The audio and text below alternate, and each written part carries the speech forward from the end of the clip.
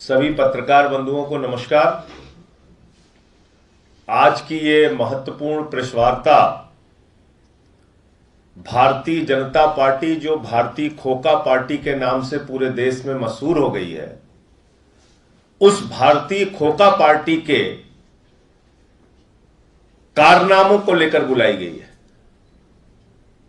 दिल्ली में आम आदमी पार्टी से 30 सीटें कम आने के बावजूद पिछले चुनाव के मुकाबले 80 सीटें हारने के बावजूद भारतीय जनता पार्टी अपने गंदे खेल के ऊपर उतर आई है। वही कारनामा विधायकों की खरीद फरोख्त का जो उन्होंने महाराष्ट्र में, अरुणाचल में, उत्तराखंड में, मध्य प्रदेश में, कर्नाटक में किया, गोवा में किया, गुजरात में किया, वही खरीद फरोख्त का फार्मूला, वही खोखा खोखा का फार्मूला उन्होंने दिल्ली में शुरू कर दिया है। एमसीडी के पार्षदों को प्रलोभन देने का काम, धमकाने का काम दिल्ली के अंदर उन्होंने शुरू कर दिया। और मैं तो पहले दिन से कह रहा हूं कि भारतीय जनता पार्टी इतनी बेशर्म पार्टी है कि 30 सीटें कम होने के बावजूद कह रही है मेयर उनका होगा। लेकिन ये आम आदमी पार्टी के चुने हुए पार्षद हैं, पूरी निष्ठा और ईमानदारी के साथ अरविंद केजरीवाल जी के नेतृत्व में उनके साथ खड़े हैं। और इनके इस तरह के तमाम कारनामों को हमारे पार्षद समय समय पर उजागर करते रहेंगे। मैं मांग करूंगा दिल्ली के पुलिस कमिश्नर से कि इन तमाम लोगों की गिरफ्तारी की जाए, इनको जेल में डाला जाए, जो लोकतंत्र की हत्या करने का, पार्षदों की खरीद फरोख्त करने का, जनादेश का अपमान करने का प्रयास पैसे और धमकी के माध्यम से दिल्ली के अंदर कर चुके हैं, शुरू कर चुके हैं। हमारे बीच में डॉक्टर रोनाक्षी शर्मा जी हैं, जो 188 वार्ड से पार्षद है। हमारे बीच में अरुण नावरिया जी हैं, जो 166 वार्ड से पार्षद है। ज्योति जी हैं, जो 207 नंबर वार्ड से पार्षद हैं। अब ये लोग अपनी अपनी कहानी, अपनी अपनी जो इनके साथ घटित हुआ, वो आपको बताएंगे कि किस तरीके से इनको अप्रोच किया गया, किस तरीके से इनको धमकाया गया। एक योगेंद्र नाम का व्यक्ति वो शर्मा जी को फोन करता है और कहता है कि भारतीय जनता पार्टी के प्रदेश अध्यक्ष आदेश गुप्ता जी बात करेंगे। और आदेश गुप्ता जी और भारतीय जनता पार्टी के लोग बाकायदा 100 करोड़ के बजट का जिक्र कर रहे हैं। कह रहे हैं एमसीडी में खरीद फरोख्त करने के लिए 100 करोड़ का बजट है हमारे पास। और ये 100 करोड़ का बजट तो मात्र 10 पार्षदों को खरीदने के लिए है। यानी कि एक पार्षद को खरीदने के लिए 10 खोखा भारतीय खोखा पार्टी ने निर्धारित किया है। तो मैं चाहूंगा पहले आप अपनी बात रखेंगे, उसके बाद अरुण नावरिया और इनके कार्यकर्ताओं को किस तरीके से धमकाया जा रहा है वो भी अपनी बात रखेंगे, और किस तरीके से ज्योति जी को अप्रोच किया गया और उनके साथ भी यही हथकंडा अपनाने का प्रयास किया गया, वो भी अपनी बात रखेंगे।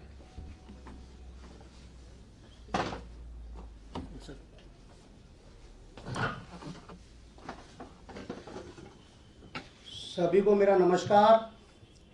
परसों शाम को फोन आता है सुभाष जी के पास, श्रीमान योगेंद्र चंदोलिया। अपना परिचय एक बार दे दीजिए। मैं पिंटू शर्मा, वार्ड 88 वार्ड से डॉक्टर रोनाक्षी जी का फादर हूँ। आदेश गुप्ता जी के वार्ड से ही आदेश गुप्ता जी की सीट थी पहले, ये पटेल नगर। अब उन्हीं को मेरी बेटी ने 3800 वोट से हराया है। तो चंदोलिया जी का फ़ोन आता है, योगेंद्र चंदोलिया जी के, सुभाष जी के पास, कि पिंटू शर्मा जी से बात कराओ।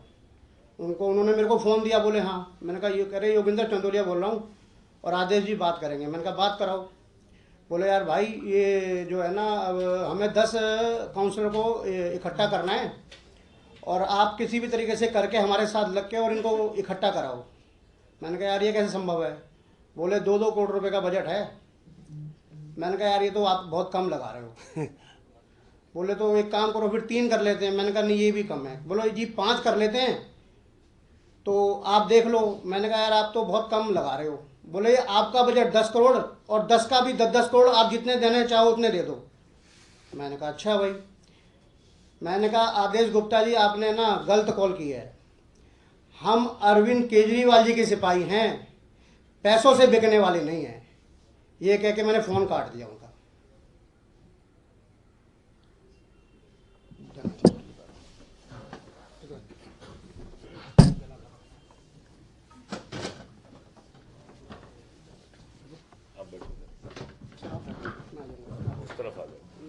आप इधर आ जाओ। तुम बैठो अरुण, वो तुम्हारी सीट बैठ जाएगी। शर्मा जी इधर आ जाओ, इधर से।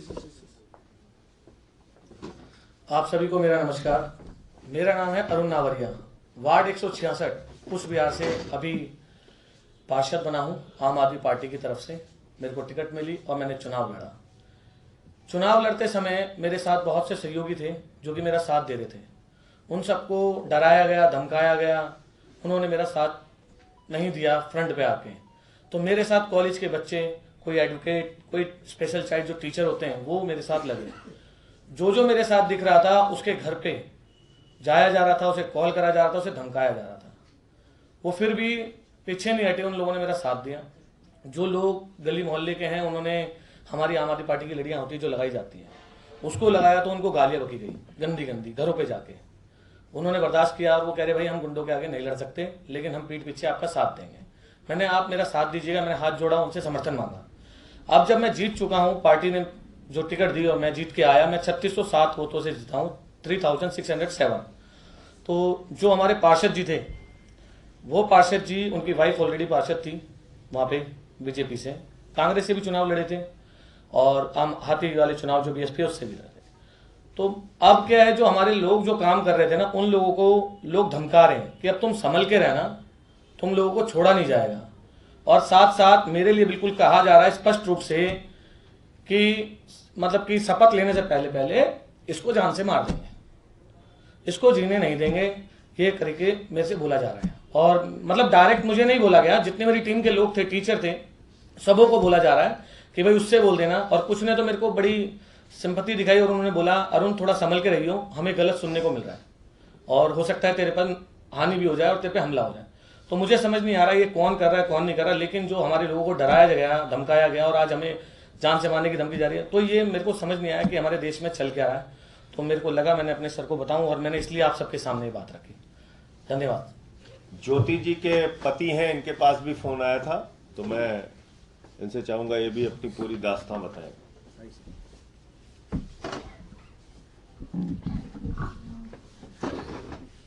नमस्कार साथियों, मेरे पास कल रात को एक आदमी आया, मेरा दोस्त ही है खास। उसने कहा भाई तेरे से 1 मिनट साइड में बात करनी है। मैंने भाई बता क्या बात करनी है। उसने कहा तेरे लिए एक ऑफ़र आया मेरे पास बीजेपी की तरफ से, आपको क्रॉस वोटिंग करनी है और आपको इस काम के लिए 50 लाख रुपए मिलेंगे। मैंने भाई तो गलत रास्ता खटखटा रहा है, हम बिकने वाले खिलाड़ी नहीं हैं। कह रहा देख ले एक बार, क्रॉस वोटिंग करने में पता नहीं चलता किसने किसको वोटिंग करी है, कोई पता नहीं चलता सदन में आप किसको वोट कर रहे हो, कोई पता नहीं कर पाएगा किसको वोट किया है। तो एक बार सोच ले और हमें कल तक बता दे तू क्या करना चाहता है, तो हम तेरे पास आ जाएंगे। और तेरी डिमांड ज़्यादा है तो वही बता दियो, एक बार विचार कर ले। तो मैंने अपनी पार्टी को बताया कल रात को ही कि ऐसे फ़ोन आया, तो आज इसके लिए आपके सामने हमने अपनी बात रखी है। धन्यवाद। आपका नाम क्या? मेरा सुभाष चंदाना, 207 वार्ड से, विश्वास नगर। ज्योति जी पार्षद है, 207 वार्ड, विश्वास नगर। सुभाष इधर आ जाओ। ये ज्योति के हस्बैंड है, कुर्सी उनकी इधर लगा। गला बैठा हुआ था। हाँ नहीं